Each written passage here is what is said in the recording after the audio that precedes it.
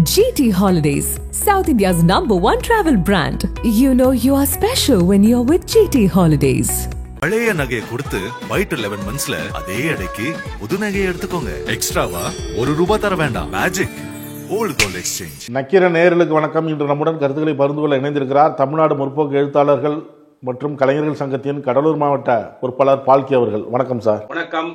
நக்கீரன் ஆசிரியர் குழு மற்றும் வாசகர்களுக்கு பால்கியின் அன்பு வணக்கங்கள். ஜிஎஸ்டி குறைப்பு இன்று முதல் அமலுக்கு வருது. இதனால நிறைய பேர் பயனடைவாங்க, பொருளாதார வளர்ச்சி அதிகரிக்கும், பணப்புழக்கம் இனிமேல் இருக்கும், வீட்டில் இருக்கிறவங்களுக்கு அந்த சேமிப்புங்கிறது அதிகமாக இருக்கும் அப்படின்லாம் சொல்கிறாங்க மத்திய அரசுகிட்டே இருந்து. இன்னொரு பக்கம் இங்கே H1B விசா அது கட்டணம் அதிகமாகிடுச்சு, 88 லட்சம் வரைக்கும். இந்த திடீர் கட்டணம் அதிகரிப்புக்கு என்ன காரணம்? அவங்க இது இப்போ மோசடி பண்ணுறாங்க, அதனால தான் இது அப்படிங்கிறாங்க. அதாவது நவராத்திரி, ஒவ்வொரு வருஷமும் நவராத்திரி வரும்போது ஒரு பெரிய ஆளும் கட்சியினுடைய பிரச்சாரத்தை செய்வதில் வல்லமை பெற்ற பாரதிய ஜனதா கட்சியினுடைய சர்க்கார், அதாவது 11 ஆண்டுகளுக்கு பின்பு இந்த 12வது ஆண்டுல 9 ஸ்லாப்ல இருந்த ஜிஎஸ்டிய நாங்க உங்களுக்கு 2ஆக்கி கொடுத்து அதுல கிடைச்ச தேர்தல் வாக்குகள் அறுவடையை தயாராக பெற வேண்டும் என்று இருந்த சூழ்நிலையில அதுக்கு எப்படியாவது விளம்பரத்தை கொடுத்து ஒன்றிய அரசு இவ்வளவு சலுகைகளை உங்களுக்கு கொடுத்திருக்கிறது என்று நிர்மலா சீதாராமனை பல இடங்களுக்கு பேச வைக்கிற மாதிரியும், பாரதிய ஜனதா கட்சி இதை பிரச்சாரமாக கொண்டு சென்று தேர்தலில் 2026 நம்ம வெற்றி பெற வேண்டும் என்றும் திட்டமிட்டிருந்த நேரத்தில் இந்தியா மீது விழுந்த மிக மோசமான அடி என்று உலக நாடுகள் வர்ணிக்கக்கூடிய வார்த்தை 76.7% H1B விசா பயன்படுத்தாளர்களாக இருக்கக்கூடிய இந்தியாவுக்கு. மீதியெல்லாம் சிங்கிள் டிஜிட். சைனா 11.2, நாம 76.7. இந்த 2 நாடுகள் தான் அமெரிக்காவில் இந்த விசாவை பயன்படுத்தி கொண்டு அமெரிக்காவினுடைய பல்வேறு விதமான தொழில்நுட்ப மேல்நிலைகளில் இருக்கிறார்கள். இந்த சப்ஜெக்ட இந்தியாவுக்கு எப்படி ஒரு அவசர கதியில் செயல்படுகின்ற பிரதமராக மோடி இருக்கிறாரோ, அதே போல ட்ரம்ப் 2ஆம் முறை வந்தார் என்ன நடக்கும் என்று உலக பொருளாதாரமே அஞ்சி கொண்டிருந்த வேளையில அமெரிக்கா ஃபர்ஸ்ட், கிரேட் அமெரிக்கா என்ற கொள்கையோட கிட்டத்தட்ட அது ஒரு அதிதீவிர தேசியவாதம் என்று அரசியல்வாதிகளால் வர்ணிக்கப்படுகிறது. அந்த வகையில அமெரிக்காவில் அமெரிக்கர்களை மேலே கொண்டு போவதற்கு 76 புள்ளிக்கு மேல இருக்கக்கூடிய H1B விசா பயனாட்டாளர்களை தாக்க வேண்டும் என்று நினைத்து மோடியினுடைய நண்பர் இந்தியா மீது தொடுத்திருக்கக்கூடிய பொருளாதார சுனாமி தாக்குதல் இது என்று காட்சி ஊடகங்கள் வர்ணிக்கின்றன.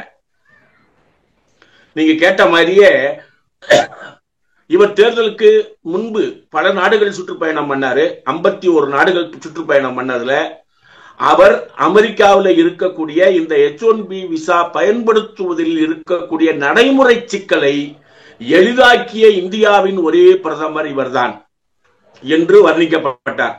யார் வர்ணிக்கப்பட்டார்? யாரால் வர்ணிக்கப்பட்டார்? பிஜேபி இவரை வர்ணிக்கல. இவர் வெளிநாட்டில் இருக்கும்போது நான் தான் இதை செஞ்சேன்னு இவர் வர்ணிச்சார். தன்னைத்தானே விக்ரமாதித்தன் தன்னைத்தானே பேசுற மாதிரி அப்படி பேசி இங்க அவருடைய அமைச்சர் சகாக்கள் இருக்காங்கல்ல, அவங்கள வச்சு இப்ப இன்னைக்கு கூட ஆங்கில இந்து நாளிதழில் அவர் குழந்தையா இருந்தப்போ செய்த சாகசங்களை ஒரு கட்டுரையா எழுதி வல்லவர் என்று பேசியிருக்கிறாங்க. அப்போ நீங்க இந்த 21, 22, 23 இந்த செப்டம்பர் மாதம் இந்த 3 நாட்கள்ல நவராத்திரி விழாவில் பாரதிய ஜனதா கட்சி ஆட்சிக்கு விழுந்திருக்கக்கூடிய மிகப்பெரிய அடி. இந்த அடி விழுந்த உடனே உலக பொருளாதாரம் சினுங்க ஆரம்பித்தது. அப்படிதான் அந்த பங்கு சந்தை பேச்சாளர்கள் சொல்லக்கூடிய வார்த்தைகள். சினுங்க ஆரம்பித்தது. என்ன சினுங்க ஆரம்பித்தது? அமெரிக்காவில் இருக்கக்கூடிய இந்த நடைமுறை சிக்கல்களில் தீவிரமான தாக்குதலை ட்ரம்ப் செய்தால், அதாவது இருக்கக்கூடிய ஆளுங்க எல்லாருமே இந்த $1,00,000 கொடுத்தா தான் வாங்க முடியும்னு சொன்னா அமெரிக்கா கீழே விழுந்து விடும் ஒரு எச்சரிக்கை. இந்தியாவில் உள்ள அயல்நாட்டு செலாவணி வருமானம் என்பது மிக வீழ்ச்சி அடையும் என்பது இன்னொரு தாக்குதல்.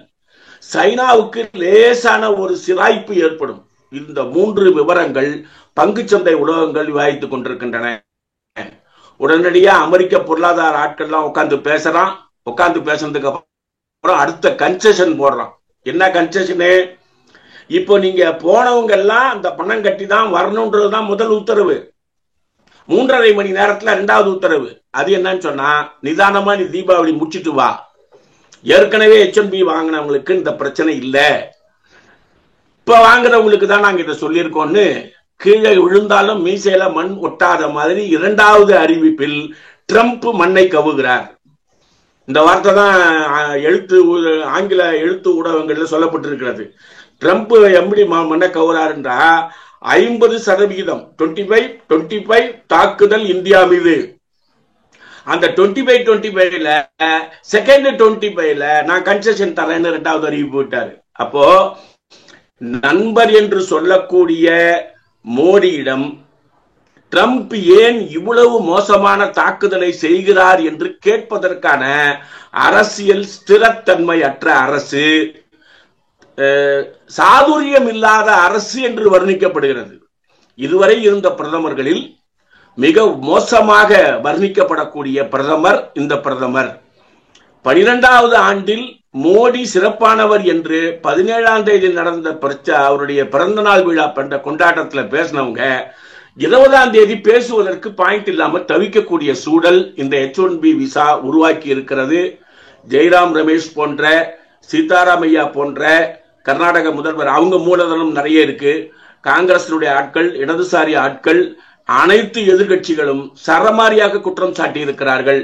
இப்போ அமெரிக்காவுக்கு போயிருக்கக்கூடிய ஆட்களுக்கு 2வது அறிவிப்பு கொடுத்தும் கூட வந்தவங்க திரும்பி அந்த நாடுகளுக்கு போயிட்டான். ஏன்னா நம்ம நாட்டு பிரதமர் சாயங்காலம் 5 மணிக்கு உங்ககிட்ட பேசுறேன்னு சொன்னாலும் ராஜவேலுக்கும் பால்விக்கும் பயம் வருது. ட்ரம்ப் அறிவிச்சாலும் 2வது கன்செஷன் நான் தர்றேன்னு சொன்னாலும் அங்கிருந்து வந்த அமெரிக்காக்காரன் இங்க பயந்து ஓடி போயிட்டான். எப்ப உன் பிரச்சனையே வேணாண்டா, நான் அங்க வந்து சேர்ந்துடுறேன்னு. அப்போ ஒரு விதத்துல ஒற்றுமை. 2 நாடுகளிலும் துக்ளக் தர்பாரில் இந்தியா நாடு, அமெரிக்கா நாடு சிக்கி தவிக்கிறது ஆட்சியாளர்களால் என்ற நிலையை நம்ம உணர முடிகிறது. இது இந்திய பொருளாதாரத்தில் அயல்நாட்டில் இருந்து இந்தியர்கள் தரக்கூடிய மிகப்பெரிய வருமானத்தை மிக மோசமான அளவில் தாக்கும் என்று பொருளாதார அறிஞர்கள் எச்சரிக்கை விட்டிருக்கிறார்கள். இந்த முதல் முறை வாங்குவர்களுக்கு இந்த பிரச்சனை இருக்குன்னு சொன்னா அவங்க ஏன் அதை வாங்கணும்? சரி, அவ்வளவு வாங்கி அங்க போனா அங்க இருக்கக்கூடிய ஆட்களுக்கு அங்க என்ன வேலை கிடைக்கும்? இப்ப ட்ரம்ப் ஆட்சி 2வது முறைக்கு வந்ததுக்கு அப்புறம் பின்னால போவோம். முதல்ல பைடன் ஆட்சி இருந்தது. அதற்கு முன்பு இருந்த ஆட்சியில் எல்லாம், ஒபாமா இருந்த காலத்துல இந்த $1,00,000 என்கின்ற செலவை செய்து அங்க போகக்கூடிய ஆட்களா கற்பனை செஞ்சு வச்சுக்கங்க. அங்க வாங்குற சம்பளமே அவ்வளவு இல்லாத நிலை எவ்வளவு பேருன்னு பாத்தீங்கன்னா 57.3% ஆட்களுக்கு அந்த சம்பளம் இல்லைன்றான். அப்ப நான் எவ்வளவு செலவு பண்ணி அங்க போய் நான் சம்பாதிக்க முடியும்? ஆகவே ஒரு பொருத்தமற்ற அணுகுமுறையை அவசர கதியாக ட்ரம்ப் அறிவித்திருக்கிறார். அதை தடுத்திருக்க வேண்டிய இந்திய அரசு தடுக்காமல் விட்டது இந்திய அரசுக்கு ஏற்பட்டிருக்கக்கூடிய மிகப்பெரிய அவமானம் என்றுதான் நாம் கருத வேண்டும். இல்ல, ஆக்சுவலா அவருடைய நிலைமை என்னன்னா, ட்ரம்பினுடைய தேர்தல் வாக்குறுதிய 2.0 அவர் சொன்னது என்னன்னா, கிரேட் அமெரிக்கா. இன்னைக்கு ஒரு ஆங்கில நாளிதழில ஒரு கட்டுரையை எழுதியிருக்கிறான். 20 வருஷத்துக்கு முன்னால ஒரு இந்தியன் வழி கேட்டா அமெரிக்காவில பதில் சொல்லுபவனுக்கும் இப்ப போய் நீங்க இந்த இடத்துக்கு எப்படி போகணும்னு போய் வழி கேட்டா அவன் இந்தியனை பார்க்கிற பார்வையும் மாறி இருக்கிறது. இந்திய அரசு தயவு செய்து, இந்த வார்த்தை பாருங்க, தயவு செய்து ராஜ்ய விவகாரங்களில் வெளியுறவுத்துறை அமைச்சர்களை சரியாக பயன்படுத்தி கொண்டு இன்டர்நேஷனல் உறவை பலப்படுத்துங்கள். இதான் கட்டுரையினுடைய மைய கருத்து. ஆனா இந்திய அரசு அதை செய்யுதான்னு கேட்டா எந்த நாடுகளோடும் செய்யவில்லை. நட்பா இருக்கக்கூடிய நாடுன்னு நாம சொல்றோம், நமக்கும் உதவிகரமா இல்ல. நான் சொன்னா ட்ரம்ப் கேட்பாரு, அவருடைய பிரச்சாரத்துக்கே நான் தான் போய் வேலை பார்த்தேன் என்று சொல்லக்கூடிய நாடு நம்ம மேல தொடர்ந்து தாக்குதலா செய்து கொண்டிருக்கும் போது அதை எதிர்க்க துணிவில்லாமல் இருப்பது எப்படி சரியாக இருக்க முடியும்? ஆகவே அந்நிய நாட்டில் வேலை பார்க்கலாம் என்று ஓரளவு நினைத்து நல்ல நிலைக்கு போய் கொண்டிருந்த ஆட்கள் மிகப்பெரிய அச்சத்தில் இருக்கிறார்கள். நம்ம நாட்டுல கிட்டத்தட்ட அதிகபட்சமான வேலையின்மை என்பது அங்க போனவனை கணக்கில் வைக்காம நம்ம வச்சிருந்தோம். இப்ப அவனுக்கும் அங்க போக முடியாம போச்சுன்னா இந்திய நாட்டில் எப்படிப்பட்ட சூழல் ஏற்படும் என்பதை ஒரு சில இடதுசாரி பத்திரிகைகள் கட்டுரையில் எழுதியிருக்கிறாங்க. வேலையின்மை ஒரு காரணம். நேபாளத்தில் அவசர சட்டம் போட்டதுனால இளைஞர்களின் வாழ்க்கை உத்தரவாதம் இல்லாதனால ஒரு மிகப்பெரிய எழுச்சி ஏற்பட்டது அப்படின்னு சும்மா லைட்டா தொட்டாரு ராகுல் காந்தி.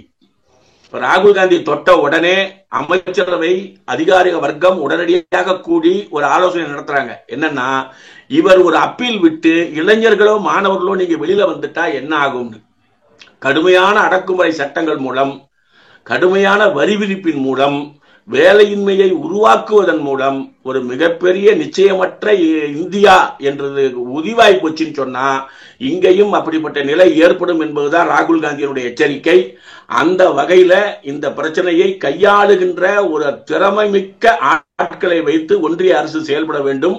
செயல்படவில்லை என்றால் இந்திய பொருளாதாரத்துக்கு ஒரு மிகப்பெரிய தாக்குதலை உருவாக்கும் என்பதுதான் நம்முடைய நிலைப்பாடு. நான் இது வரைக்கும் 7 நாடுகள் போற நிறுத்திருக்கிறேன் அப்படின்னா எனக்கு 7 நோபல் பரிசு கொடுத்துருக்கணும் அப்படிங்கிறாரு ட்ரம்ப். இந்த பரபரப்புல இந்த மாதிரியான விஷயங்களையும் பேசுறாரு. இந்திய திரைப்படத்துல நகைச்சுவை நடிகர்கள் கம்மி, தமிழ் திரைப்படத்துல நகைச்சுவை நடிகர்கள் இல்லாத சூழல், வடிவேலுடைய பங்கேற்பு என்பது இல்லாதனால.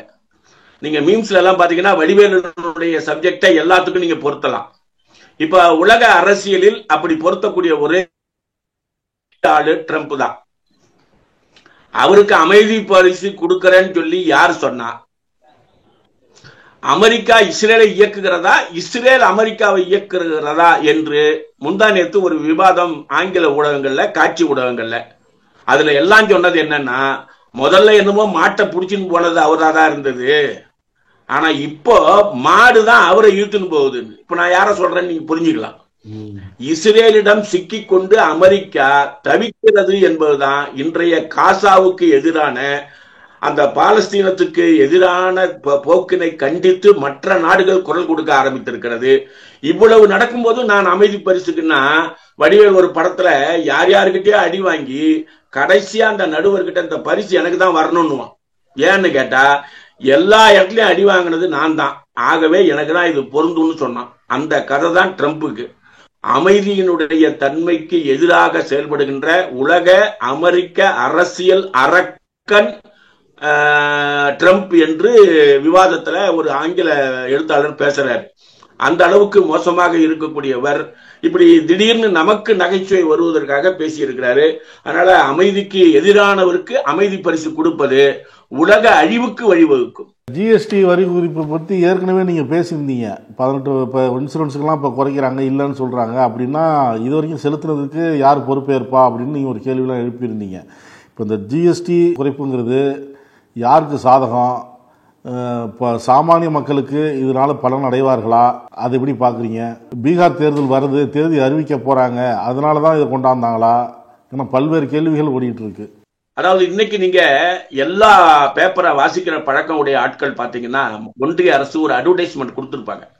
மோடியினுடைய படத்தை போட்டு ஒரு அட்வர்டைஸ்மெண்ட். ஏற்கனவே நான் ஒரு பேட்டியில சொன்னேன், கார் வாங்க போறவங்க ஒரு சில குறிப்பிட்ட ரகங்களுக்கு கிட்டத்தட்ட ஒரு 71,500 ரூபாய் தள்ளுபடி இருக்கு. அந்த தள்ளுபடியில ஒரே ஒரு கண்டிஷன் என்னன்னா, மோடியினுடைய படத்தை லெப்ட் ஹேண்ட் சைடு எந்த இடத்துல ஒட்டணும்னு அவன் சொல்றானோ அங்க ஒட்டணும். அது இப்ப வடக்கு மாநிலங்கள்ல தடை இல்லாமல் கொடுத்துக்கிட்டு இருக்காங்க. கார் வாங்குற ஆளுங்களுக்கு மோடியை போட்டே கொடுத்து அனுப்புறாங்க. மோடியை எடுக்கணும்னு அவனுங்களும் சொல்லல. அவங்களுக்கு விழிப்புணர்வு இருந்தா அவன் போய் மோடிக்கு ஓட்டு போடுறான். அதனால அந்த விளம்பரத்தின் தன்மையை பார்க்கும் போதே நமக்கு ஒரு தெளிவான பிக்சர் இருக்கு. இன்னொன்னு, காங்கிரசனுடைய செய்தி தொடர்பாளர் பத்திரிகையாளர் சந்திப்புல சொன்ன விஷயங்கள் தான் யதார்த்தமான விஷயம். இந்த 8 ஆண்டுகளில் மக்களிடம் நீங்கள் வசூலித்த ஜிஎஸ்டி வரிக்கு நீங்க சேமிப்பு, உங்களுக்கு ஒரு மிகப்பெரிய நவராத்திரி சேமிப்பு என்று சொன்னீங்கன்னா அது எப்படி இருக்கணும்? 12 மாசம் நீங்க 100 ரூபாய் கட்டணும். 1200 ரூபாய் நீங்க கட்ட வேண்டி இருக்கு. உங்களுக்கு 18% வட்டினா அதுக்கு எவ்வளவு ஆகும்? ஒரு 1230 ரூபாய் ஆகும். இப்ப நான் குறைச்சேன்னு சொன்னா 1212 ரூபாய் ஆகும், அல்லது ஒரு 5 ரூபாய் ஆகும். 1205 ரூபாய் ஆகும். ஆனா 1200க்கு கீழே இல்லை. இந்த 1200க்கு கீழே இருந்திருந்தா அது சாமானிய ஆட்களுக்கு பெனிஃபிட். எப்போ? 24, 25க்கு. ஆனா நீங்க இந்த 8-9 ஆண்டுகளில் என்னிடம் வசூலித்த தொகையினுடைய கணக்கு எத்தனை லட்சம் கோடிகள். என்னிடமிருந்து பறிக்கப்பட்ட இத்தனை லட்சம் கோடிகளில் 55 லட்சம் கோடி என்று ஜெயராம் ரமேஷ் பத்திரிகையில பேட்டி கொடுக்கிறார். அவருடைய எக்ஸ் பக்கத்துல அது உள்ள தகவலாக இருக்கிறது, காட்சி ஊடகத்துல. 55 லட்சம் கோடியை நீ வாங்கிட்டு இன்னைக்கு நீ எனக்கு சேமிப்பு எவ்வளவு கொடுக்கறன்னா 56 லட்சம் கோடி இல்ல, 1.7 லட்சம் கோடிகள். அப்ப இந்த பெனிபிஷியரி யாரு, பாதிப்பாளர்கள் யாரு? பெனிபிஷியரிஸ் பாத்தீங்கன்னா கார் தேக்க நிலையில் ஆயிட்டா, எலக்ட்ரானிக்ஸ் குட்டு உற்பத்தி ஆனது தேக்க நிலையில வந்துட்டா முதலாளிகளுக்கு எக்கானமி என்பது பயனளிக்காது. ஆகவே அவர்களுடைய மூலதனத்தை நகர்வதற்கு, மூவிங் கேபிட்டலா மாற்றுவதற்கு உதவி செய்திருக்கிறீர்கள். நீங்க உருவாக்கின 121 பில்லியனர்களுக்கு அது லாபம். 140 லட்சம் கோடியில இருக்கக்கூடிய வறுமை கோட்டுக்கு கீழே உள்ள ஆட்களும் மத்தியதர வர்க்கத்துல கடனுக்காவது வாங்கி போடுவான்றதான் பாருங்க, அவனுக்கும் எம்எஸ்எம்இ திருப்பூர், ஈரோடு, கோயம்புத்தூர் போன்ற இடங்கள்ல ஒரு பெரிய எதிர்பார்ப்பை உங்ககிட்ட கேட்டான் பாருங்க, அவனுக்கும் இந்த சலுகைகள் பயனளிக்கவில்லை. அதை நீங்கள் தொடவே இல்லை. அந்த தொழிலில் இயந்திரத்துல மிகப்பெரிய உற்பத்தியாளர்களாக இருக்கக்கூடிய ஆட்களுக்கு சலுகை காட்டியிருக்கிறீர்கள். ஆகவே வழக்கம் போல அள்ளி கொடுக்கிறேன் என்று கிள்ளி கூட கொடுக்கவில்லை கோடிக்கணக்கான மக்களுக்கு.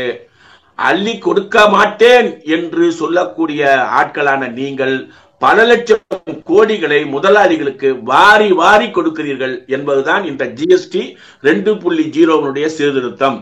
நீங்க பிரச்சாரத்துக்கு வந்தீங்கன்னு சொன்னா எதிர்கட்சிகளுக்கு தான் அது லாபம். ஆகவே இந்த ஜிஎஸ்டி 2.0 என்பது மக்களை ஏமாற்றுவதற்கு கொண்டு வந்திருக்கக்கூடிய சலுகை அறிவிப்பு தான். விஜய் கடந்த 13ஆம் தேதி திருச்சியில சுற்றுப்பயணத்தை தொடங்கினாரு. அடுத்தது நாகை, திருவாரூர். அதுல பேசக்கூடிய விஜய் என்ன மிரட்டி பாக்குறீங்களா சிஎம் சார் அப்படின்லாம் பேசியிருக்கிறார். சொன்னதை செய்யல, கொள்கைன்னு பேசுறவங்க ஒரு குடும்பத்தின் கீழே இருந்துகிட்டு என்னென்ன வேலை பண்றாங்க. தமிழ்நாட்டு அரசியல்ல அந்த திரைப்பட கவர்ச்சி புகழ் அப்படின்றது ஒரு பெரிய பேசு பொருளாக இருக்கிறது. அவரு எந்த இடத்துல போய் மீட்டிங் போட்டாலும் நிபந்தனை விதிக்கிறாங்க. என்னை ஒரு பெரிய பயமாக பார்க்கிறது திமுக அரசு. அது எப்படின்னா, நானும் ரவுடி தான் அப்படின்னு வடிவேல் ஜீப்ல ஏற கதை தான்.